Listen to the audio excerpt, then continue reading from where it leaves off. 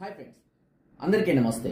ఈరోజు మనం చాలా మంది కూడా గోరెంటాకు అంటే దీన్ని కొంతమంది మైదాకు కూడా పిలుస్తూ ఉంటారు. సహజంగా చేతులు ఎర్రబడడం కోసం వీటిని ఉపయోగిస్తుంటారు. ఇది శరీరానికి చలవేస్తుందని కూడా చాలా మంది కూడా తెలుసు. అంతేకాకుండా దీనిలో అంటే ఈ గోరెంటాకు ముద్దలో కొద్దిగంత పసుపు కలుపుకొని కాలిన పుండ్లకు కానివ్వండి, లేదా చీము కారుతున్న పుండ్లకు కానివ్వండి, లేదా చుండ్రు లాంటి సమస్యలకు కూడా దీన్ని ఉపయోగించుకోవచ్చు.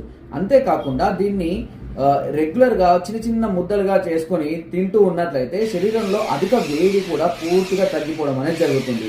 అంతేకాకుండా వీటిని అరికాళ్లకు రాసుకొని రాత్రిపూట కూడా పడుకున్నట్లయితే కాళ్ళ మంటలు, తిమ్మిర్లు, అదేవిధంగా శరీరంలో వేడి కూడా పూర్తిగా తగ్గిపోవడం అనేది జరుగుతూ ఉంటుంది. సో చాలా మంది కూడా దీని అలంకారానికే కాకుండా ఇలా కూడా వాడుకుంటే చాలా మంచిగా ఉపయోగపడుతుంది. దీని రసాన్ని కూడా తాగుతూ ఉన్నట్లయితే కంటి చూపు కూడా మెరుగుపడుతూ ఉంటుంది. సో ఫ్రెండ్స్, నా వీడియో కనుక మీకు నచ్చినట్లయితే లైక్ చేయండి, షేర్ చేయండి అండ్ సబ్స్క్రైబ్ చేయడం మాత్రం అస్సలు మర్చిపోదు. మీకు ఎలాంటి డౌట్స్ ఉన్నా, సమస్య ఉన్నా నాకు కామెంట్ ద్వారా తెలియజేయండి.